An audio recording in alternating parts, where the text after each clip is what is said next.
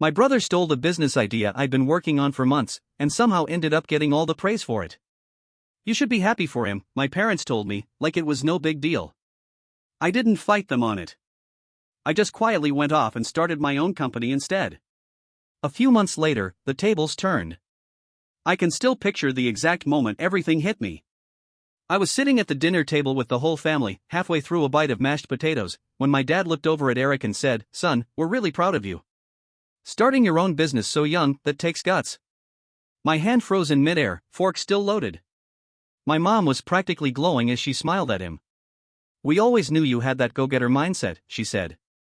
Eric just soaked it all in with a big grin. My sister gave him a little round of applause, and my dad even raised his glass in a toast. Meanwhile, I sat there completely floored because Eric didn't come up with that idea. That was my concept. I'd spent months fine-tuning a business model for a clean, user-friendly online shop that offered customizable athletic gear. I did the legwork research, planning, even wrote out a full business proposal. The mistake I made was trusting him. One night, we were both up late in the kitchen, sipping coffee, and just talking like brothers do. I shared the whole thing with him, not thinking twice. And now, here he was, proudly claiming it as if he'd come up with it himself, while our parents practically crowned him a genius. I cleared my throat, doing my best to keep my voice even. "Eric," I said, casually. "Didn't realize you were working on something like this." He glanced at me sideways and shrugged like it was nothing. "Just kind of fell into place," he said. "Guess we were on the same wavelength." "Same wavelength, huh?" I scanned the table, half expecting anyone, to speak up. But nope. Just more proud smiles. My dad gave him a hearty slap on the back and said, "It's great. Your brother ought to be happy for you." Happy? I swallowed the lump rising in my throat, forcing a smile that felt like it might crack my face. "Yeah," I said. "Great stuff." And that was it. I didn't fight. I just let it go, on the outside, at least. I didn't call him out right then and there. Instead, I just finished my dinner quietly, chewing in silence while everyone around me kept patting him on the back. Because while Eric was soaking up the spotlight for something he didn't create, I'd already made up my mind. I was going to build something better, something stronger.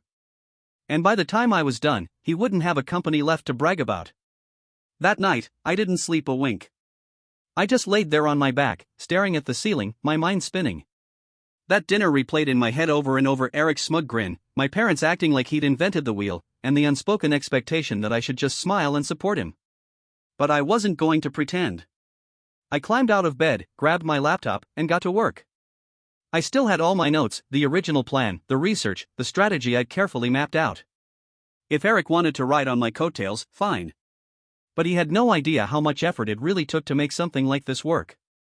And that right there? That was my edge. For the next several weeks, I barely said a word to him. While he was out giving puff-piece interviews to small blogs and patting himself on the back for his brilliance, I was tightening every bolt in my plan. I refined the concept, made it better, stronger, something far more solid than the version he ran off with. I didn't say a thing. I let him enjoy his little moment in the sun. Then the first cracks started to show. It happened during a family get-together. My uncle, he owns a small chain of sporting goods stores, was congratulating Eric when he casually asked, "So, how are you managing logistics? Must be a headache handling all those custom orders." Eric's smile slipped for a split second. "Oh, we're still working on that," he said, brushing it off with a quick wave. "But it's under control." I had to hide the grin that tugged at my lips. Because I knew it wasn't under control. Not even close. I'd spent weeks digging into fulfillment strategies, comparing suppliers, running the numbers on shipping and margins. Custom athletic gear isn't something you can just wing. It takes tight coordination, good vendors, and a sharp grip on the financial side. Eric? He had none of that. He rushed in headfirst, driven by stolen ideas and overconfidence, without thinking through how to actually run the thing. He thought a good idea was all it took. That was his first big mistake. The second came a few days later when I overheard my parents whispering in the kitchen. "I don't get it," my mom said quietly. "He told us investors were interested. So why does he still need more money?" "He just needs a little help," my dad replied. "That's how startups go." I told him we'd step in if it got bad. I shook my head to myself. Eric was already running on fumes. And he didn't even realize the worst hadn't hit yet. While he flailed, trying to patch the leaks in his sinking ship, I kept building mine brick by brick. Every time he messed up, I learned. Every shortcut he took, I made sure I didn't. First thing I did was line up the best suppliers, folks who could deliver top-quality custom gear fast and without charging an arm and a leg. I negotiated straight with manufacturers, unlike Eric, who went through middlemen that bled his margins dry. Then I locked down fulfillment. I found a solid logistics partner who could handle big orders and special requests without breaking a sweat. While Eric was dealing with delays, customer complaints, and chaos, I was quietly building a name for speed and reliability. And then came the fun part, reaching out to clients. A lot of them had already dealt with Eric. At first, I kept things professional, sent polished emails, laid out my offer, and let the product do the talking. But when I heard how fed up they were with his sloppy service and late shipments, I leaned in just a little. I heard you've been having some supplier issues, I'd say, nice and easy. If you're in the market for something more dependable, I've got you covered. One after another, Eric's biggest clients started jumping ship. And they came straight to me. I didn't make a big show of it. I didn't brag. I just let it happen. The first time Eric caught wind of it was almost laughable. We were at dinner, and he was going on and on about a new deal he was locking in with a mid-sized gym chain. My dad looked like he was about to burst with pride. They're thrilled to work with us, Eric said, puffing himself up. This deal's gonna be huge. I just sipped my drink and let him talk. 2 days later, I got a call from the very same gym chain. We were going to go with your brother's company, the manager told me. But to be honest, we're not sure anymore. He's slow to respond, and we've heard complaints about delays. Can you match his price? I smiled into the phone. I can do better. 3 days later, that contract was in my hands. Eric didn't have a clue. Not yet. But his panic wasn't far off. The first real sign came when he showed up at my apartment uninvited. I opened the door and found him standing there, looking nothing like the cocky guy I was used to. His face was drawn, his eyes darting. Hey, he said, trying to sound casual. Mind if we talk? I leaned against the doorframe. About what? He ran a hand through his hair. Business. That got my attention. I stepped aside and let him in. He paced the room a few times, hands jammed in his pockets, before blurting out, "Have you been talking to my clients?" I kept a straight face. Why do you ask? Because I've lost 3 major contracts in the last 2 weeks, he snapped. All of a sudden, they're going with some new company that's doing exactly what I do, only better. He narrowed his eyes at me. And I've noticed you've been busy lately. I gave a slow shrug. It's a competitive field. His jaw tightened. Seriously? You're just gonna try and steal my business? That made me chuckle. I leaned forward, resting my elbows on my knees. Steal your business? You mean the business you swiped from me? He looked like I'd punched him in the gut. I could see it hit him. Don't act surprised, Eric, I said calmly.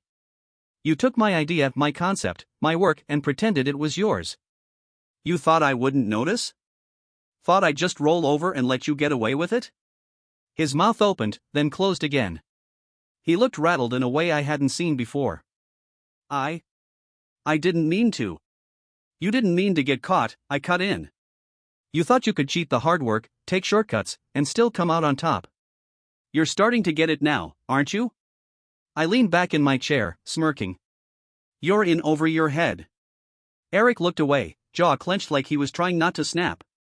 This isn't a game, he muttered. Oh, but it is, I said calmly.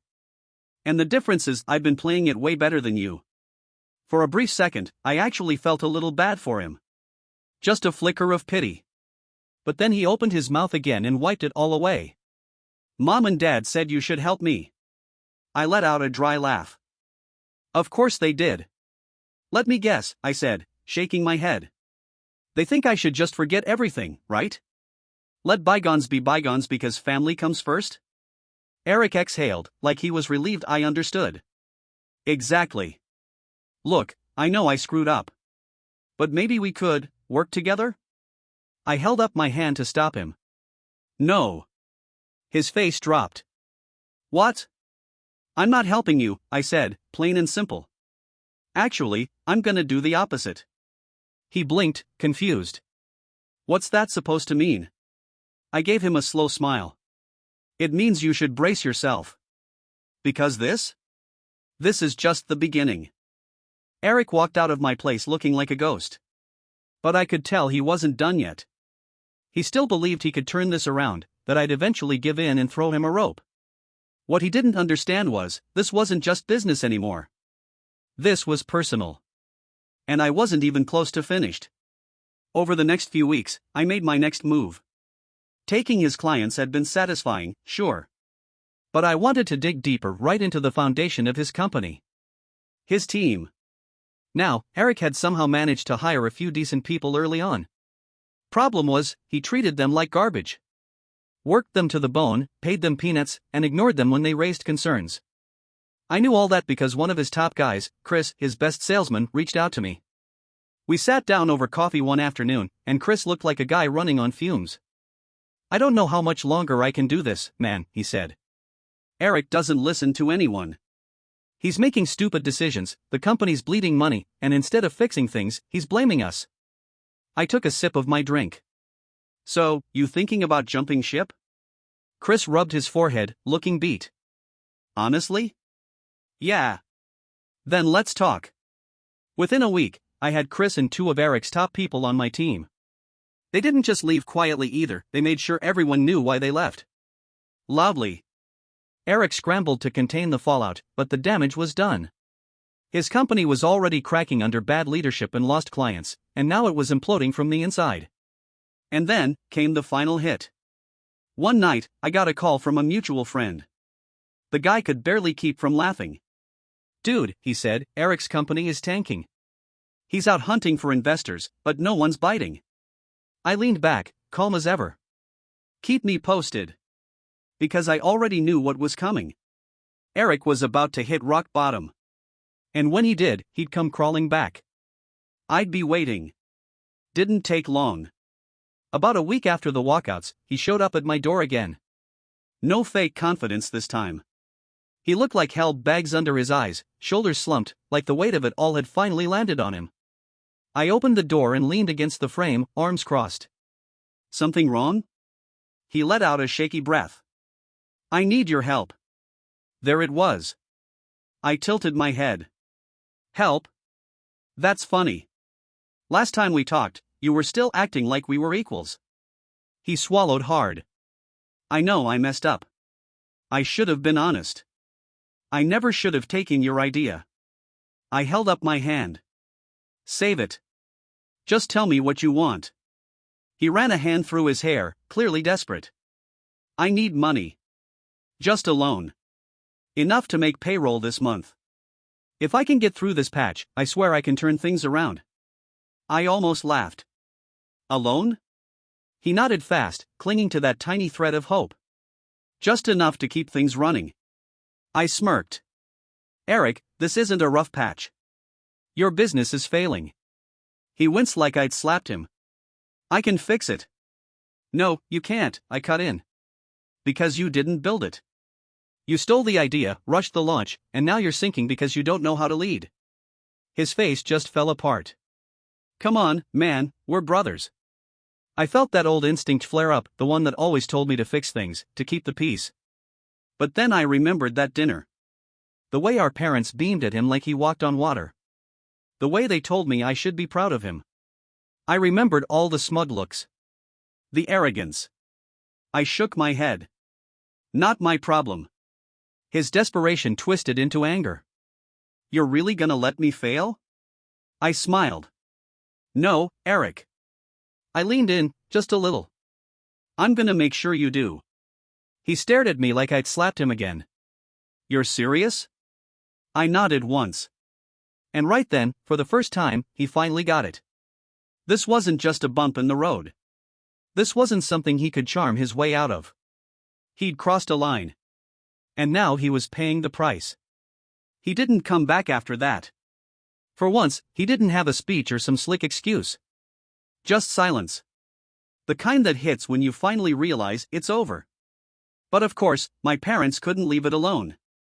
It started with a call from my mom. Sweetheart, she said, her voice syrupy sweet. Can we talk? I sighed. What about? Your brother. Of course. He told us what happened, she said. And look, we know you're upset, but don't you think you've punished him enough? I laughed, short and bitter. Punished him?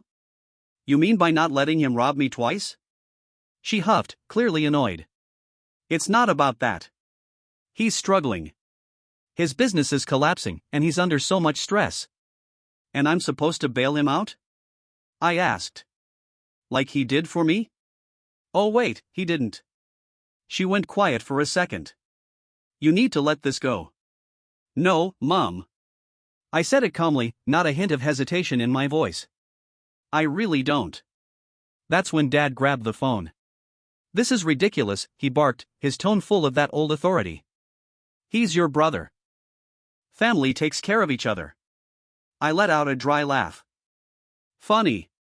Where was all that family first energy when he stole my business? Silence. Then Mom let out this big, theatrical sigh, like I was the problem now. You're being so cruel, she said, her tone turning sharp. Cruel? I repeated, raising an eyebrow. You told me to be happy for him when he ran off with my idea.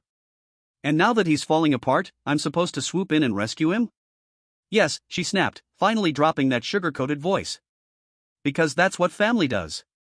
I let that hang in the air for a beat, then answered, steady as ever. No. That's what I always did. But not anymore. Dad's voice turned cold. You'll regret this. I smirked. Eric already does. And with that, I hung up. I'd won. And they all knew it. After that call, I figured Eric might try to pull something desperate, maybe slap a new name on his failing company, or go begging for a last-minute investor. Or maybe, just maybe, he'd finally accept the loss. Still, I wasn't taking any chances. I made my next move. Eric had a few clients left. Small operations, local gyms, niche businesses, folks who hadn't switched over to me yet. So I reached out, one by one, offering them an even better deal than before. And just like that, they came on board. Then I turned my attention to his remaining staff. A few were still holding out hope, convinced he could turn it all around. But when I showed them the actual numbers, how deep in debt he was, how little cash flow was left, they realized it wasn't hope they were clinging to, it was a sinking ship. Within 2 weeks, it was over. I hadn't just weakened his business, I'd gutted it. What was once barely hanging on had officially flatlined. And just when I thought that was the end of it, I got an email. From Eric. Subject line, let's talk. I opened it, half expecting another guilt trip. But it was short. I know you won't help me, but I don't have a choice. I need to sell. You win. Name your price. I leaned back in my chair and just stared at the screen. He wasn't selling because he wanted to. He had no other options. He'd maxed out every credit line, burned every bridge, run out of lifelines. So I made an offer pennies on the dollar. A fraction of what it had once been worth. Any smart businessman would have tried to negotiate, shopped around, gotten a second opinion. But Eric? He was too desperate to play smart. He signed the papers that same week. And just like that, the company he stole from me now belonged to me. I didn't keep it. I shut it down. Wiped it clean. His logo, his site, all that branding he was so proud of gone. Like it had never existed. Only thing left standing was my business, my success, and his very public failure. I figured he'd lash out. Try to blame me, play the victim, throw some dramatic tantrum. But he didn't. He just vanished. No more cocky Instagram posts about being a CEO. No more family dinners where he strutted around like the golden child. Nothing. Just silence. About a week after I shut his company down, I ran into him by accident. I was grabbing a coffee, just a regular day, and there he was, sitting in the back corner of the cafe, hunched over his phone. He looked rough. Clothes wrinkled, hair a mess. No shine in his eyes. He was scrolling through job listings, tapping his finger against the table like he was trying to summon some kind of hope. I almost walked out without saying a word. But then I heard him. Wait. I turned. He just stared at me for a second, like he was searching my face for something, mercy, maybe. Or some old piece of me that would feel bad enough to undo all this. I waited. He finally spoke. You really took everything, huh? I tilted my head. I didn't take it, Eric. You handed it to me. He clenched his jaw, but he didn't argue. He couldn't. I lost everything, he muttered, more to himself than to me. The business, my savings. Mom and Dad won't even return my calls. Then he laughed, this bitter, broken sound. Guess I should have seen that coming. I stood there a second longer, waiting to see if he'd take real responsibility. Admit what he did. But no. He didn't. You happy now? He asked, finally looking up at me. I thought about it for a second. Then I smiled. Yeah. I am. And I walked out. Left him there at that little table, broke, alone, and finally getting a taste of the betrayal he thought he could walk away from. After that day at the cafe, I barely heard a peep about Eric. Word floated through the family grapevine he was struggling, bouncing from interview to interview, grasping for anything to stay afloat. But this time, nobody was lining up to help. Not even Mom and Dad. The same parents who once cheered him on while scolding me for not being more supportive? Yeah. They went radio silent. Turns out, they'd poured money into his business too, convinced he was their golden ticket. When he tanked, so did their belief in him. And the worst part? Eric finally saw it. That all the praise, the affection, it had always come with conditions. He thought they'd pick up the pieces for him, just like he expected me to. But they didn't. That's when I knew I had truly won. Not just because I came out on top. Not just because I reclaimed everything he stole. But because I proved, without a doubt, that success is earned. Not stolen. Not handed down. And Eric? He learned that lesson the hard way. Betrayal carries a price. And he'd be paying it for a long, long time.